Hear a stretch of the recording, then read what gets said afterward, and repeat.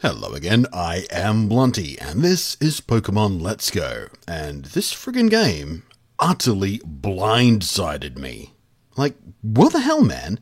Weren't we all anticipating this to be a lazy and quickly slapped together effort to hook in some Pokemon Go players and be a cynical backdoor to sucker more people into playing Pokemon Go or bring back lapsed players back into Pokemon Go, back into this free-to-play microtransaction festooned brainless mobile game whose user base rapidly dwindled after the initial hype faded and everyone realized how boring it was? Wasn't this game supposed to be an idiot, dumbed-down baby mode cash grab trading solely on nostalgia bait for existing Pokemon fans and a brainless easy mode jumping on point for new itty-bitty kids to be drawn into the franchise? Wasn't this game supposed to be ruined completely by sucking out several of the basic core mechanics that have been in Pokemon games and have been loved about Pokemon games for 20 goddamn years and replacing them with stupid waggle motion-controlled gimmick minigames from Pokemon Let's Go, a free-to-play microtransaction festooned mobile game? Well, as it turns out, after my experience in E3 and videos leading into launch, when I was encouraging people to just calm the frick down with the hate train misery guts piss pants shit and just wait and see, asking people to judge this game on its own merits once we can actually play it, well, it turns out I was right in suggesting that. I know, right again. Shocker. Now, before we dig into this, the gameplay you're watching is from my live-streamed playthrough. I would have recorded some clean gameplay for this, but I'm doing my whole first playthrough experience shared live in streams, so I didn't want to actually sort of make any progress or do any trainer battles or story progression stuff while recording for this video. So, sorry if my little webcam face over there mouthing different words to what you're actually hearing me say in this voiceover is a little bit distracting. Try and get over it. So, I came to this game as a pretty core fan. I've been playing Pokemon games since the very first versions, since even before Pokemon Yellow, which this game is kind of a reimagining of, was even a thing that existed. And I've kept playing Pokemon. I've never lapsed in playing Pokemon. I've played every core game generation through multiple times. I always buy both different versions of the game every generation. I've gone back and replayed old games more than a few times. I've done live-streamed playthroughs over on Twitch of many of the games, both old and new, and I love doing that. Pokemon is a fantastic game to stream. I have tons of fun doing it, and they're some of my most popular streams. So, when we started to learn about what this game was going to be, and more importantly what it was not going to be, I think the word would be trepidatious, cautious, worried even. I decided I was going to give it a go though. I was going to judge it on its own worth, because, that's what I like to do, but I'd filed it in my brain space as a spin-off title, as a game that was going to be some very thin, very dumbed down, very easy, but a bit fun for maybe a couple of hours at a bite.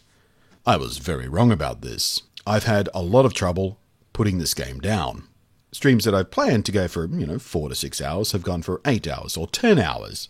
Sure, this game is still more properly slapped with the spin-off label, not properly counted amongst the proper core series RPG games, but it has far more of those core games in it than I'd given it credit for. It turns out the game feels and looks and sounds and plays a lot like the old school games, and I mean a lot. The only major difference, and this is of course the one that people had been making huge deals about, it's obviously the motion-controlled Pokemon catching minigame stuff that replaces wild encounter battles. I've had a few people jump into my stream saying, oh, what's it like playing this game without random encounters? There is still random encounters in this game. You actually see the Pokemon on the overworld. Sometimes they spawn up right in front of you, so it is truly a random encounter. The only difference is what you do once that random encounter happens. In all other respects, this game is very, very familiar to old-school players. But the change they made, this little vile seed of that tedious little microtransaction bait mobile game, Pokemon Go, and as the seed of that vile little tedious microtransaction bait mobile game, Pokemon Go, it has some gross bits of DNA clinging to its fetid living corpse. RNG plays too big a role for a start. Pokemon can shot block you. They can play those animations after you've thrown the ball, as a matter of fact. So there's no skill in perfectly timing it. It doesn't matter if you perfectly timed it. You throw the ball. As the ball is traveling, they do the block animation and boom, you've wasted your throw.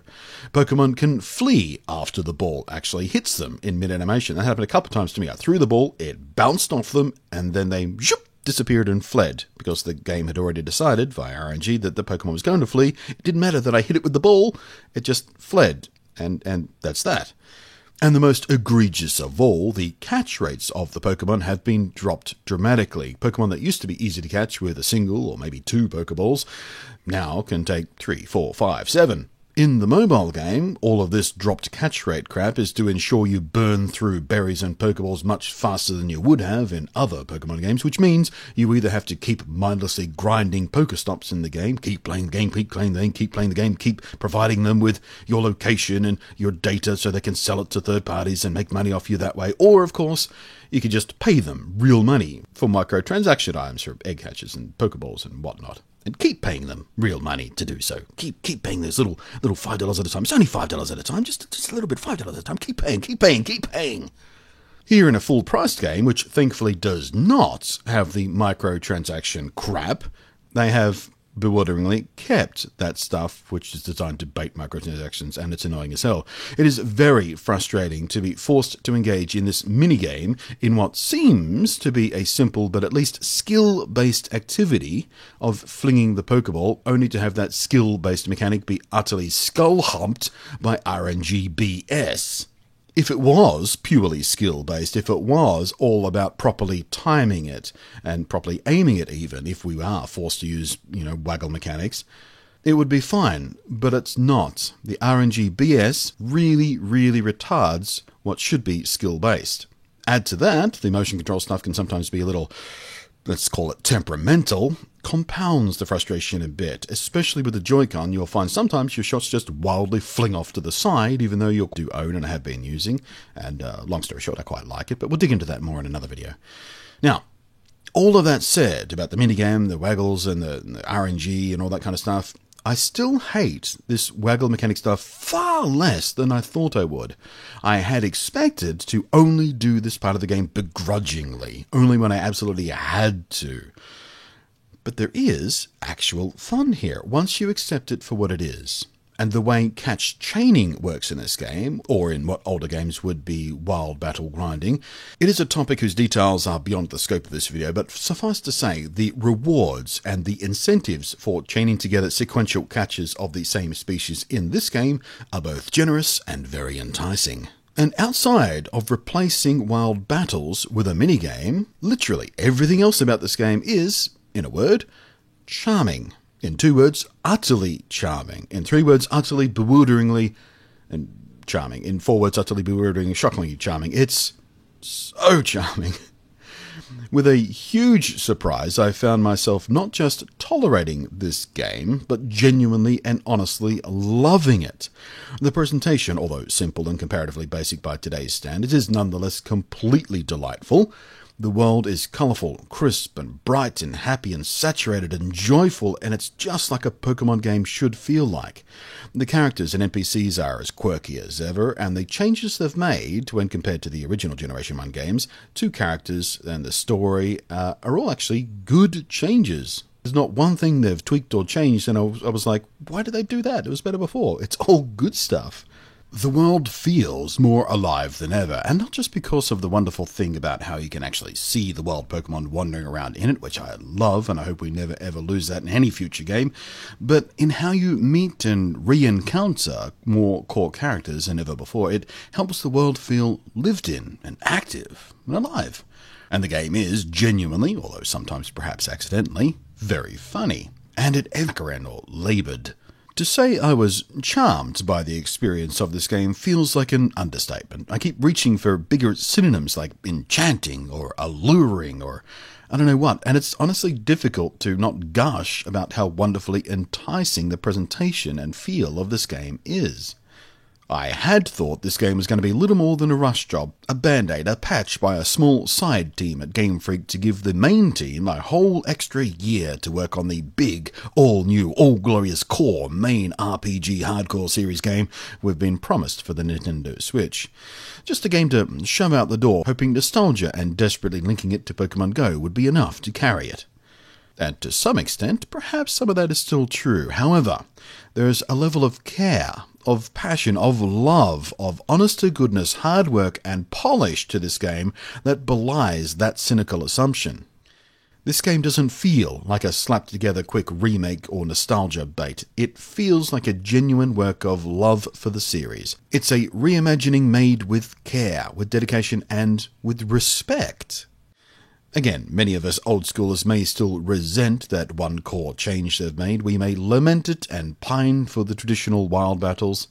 But fact is, literally everything else in this game, except that one thing, feels absolutely right. The first few hours are perhaps way too easy, and there's a path to keeping this game too easy if you really feel like it, but when played more traditionally, the difficulty does finally ramp up a bit, and the gyms and trainer battles do start feeling like the old games. You feel challenged, you feel like you actually have to focus on what you're doing, to actually pick the right Pokemon, to actually think about your movesets properly.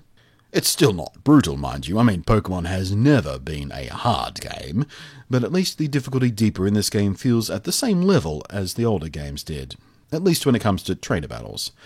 One odd change they've made to mix the old and the new when it comes to event and legendary catches does feel super weird though. You start off with a traditional style wild battle, you encounter it, it roars at you, and then you fight it with the traditional fighting mechanics. But instead of slicing down the health to a sliver and then trying to catch it, all the while trying to keep your team alive and the opposing Pokemon from fainting or from healing itself into a place that makes catching more difficult, now you just kind of kick the crap out of it without any of that careful and tricky balancing act that required skill and thought and care. You just knock it out, and then you go into the standard Pokeball tossing minigame stuff. That part certainly does make these encounters feel much less of an exciting challenge like it should, and I do lament the loss of those fights more than any other in this game. But that said, it still is fun. Not as fun as the old way, to be absolutely sure about it, but I don't hate it, and I had expected to hate it. So this wasn't written as a traditional review, so I'm going to skip much of the commenting on the whole partner Pokemon stuff, except to say that it's ridiculously cute. Ridiculously cute. And utterly and completely enchanting to interact with, and yes, even to dress up. And it can probably go without saying that the music in this game is so joyfully, wonderfully, it makes my soul happy. But my final thoughts on it is this. If you are an existing Pokemon fan, even a hardcore one, even if you consider yourself a hardcore Pokemon fan, which is just a funny phrase to think about, and even if you were bitter and trepidatious about this game, melt those fears and worries away. They've kept almost everything vital and important alive. And what they did change, while I wish it didn't change, I certainly wish it didn't change, I love the old system and the new system isn't nearly as fun or as good, it is still more than tolerable when surrounded by so much other fantastic work. If the rest of the game wasn't made with such love and care, that change may bug me more than it does, but I'm fine with it. I would even be fine with it if they kept doing remakes or reimaginings in this style, whether as separate games or as DLC for this. Can you imagine a Johto DLC slapped onto this? I would pay $20 for that easy. If you are new to the series and wondering if this is a good jumping on point, regardless of if you play Pokemon Go on your phone or not, the answer is yeah, absolutely. The game is very inviting, it's easy to get to grips with, it explains itself pretty decently for the most part, and there's enough of the core series game in here to warm you into the series and have you ready for the big new core RPG game that we're hotly anticipating this time next year. I really zert. And to all those who blindly screeched and hated on this thing long before you ever even played it yourself, man, I hope you actually learned something here about prejudging, about patience, about restraint, and about that thing about, books and covers and such. Thanks for watching, I am Blunty, and I will catch you next time. Alright, now we have all the Cantonian starters. Cantonian. I don't think I've ever heard it referred to as Cantonian before, but fine. It's growing on me.